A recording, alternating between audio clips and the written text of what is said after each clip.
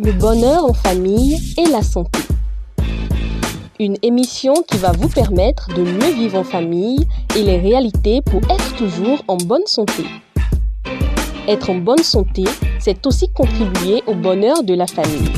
5 minutes de développement de diverses thématiques avec le mentor Hardy accompagné de la Bible. Apprenons les bonnes manières pour votre bonheur en famille et votre santé. Si c'est pour la première fois que tu es sur cette chaîne, n'hésite pas à t'abonner et à activer la cloche de notification pour ne rien rater après. Le deuxième facteur. Si deux conjoints s'aiment réellement, ils auront aussi l'un pour l'autre du respect. Deuxième facteur de mariage heureux. On définit le respect comme suit. Sentiment qui pousse à accorder à quelqu'un de la considération, à l'honorer. La parole de Dieu conseille à tous les chrétiens, y compris aux maris et aux femmes. Je cite, « Soyez toujours les premiers à vous honorer les uns et les autres. » Romains 12, verset 10.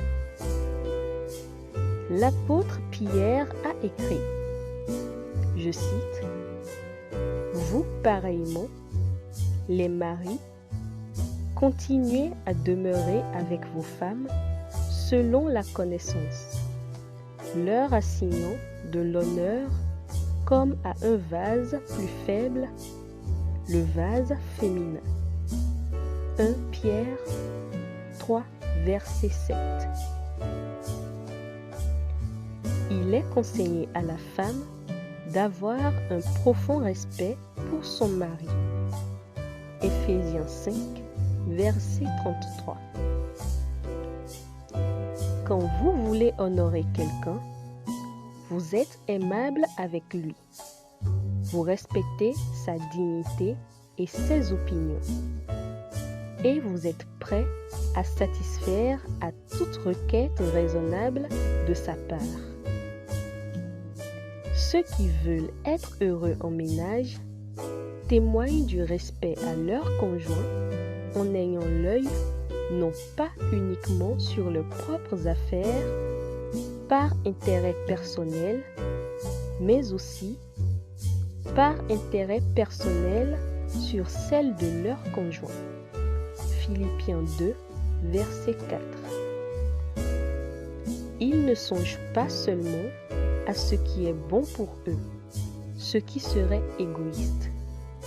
À l'inverse, ils songent à ce qui est le mieux pour leur conjoint et ils y accordent la priorité. Le respect aidera les conjoints à admettre les différences de point de vue.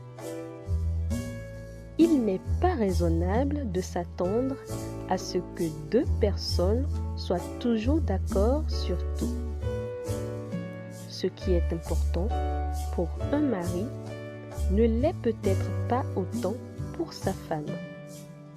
Et ce qu'aime une femme n'est peut-être pas ce qu'aime son mari.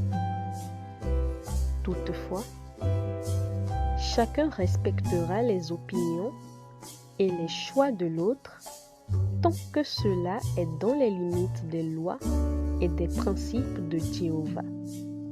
1 Pierre 2, verset 16, voir aussi Philémon 14. De plus, chacun devrait respecter la dignité de l'autre en ne faisant pas de lui l'objet de plaisanteries ou de commentaires humiliants en public ou en privé.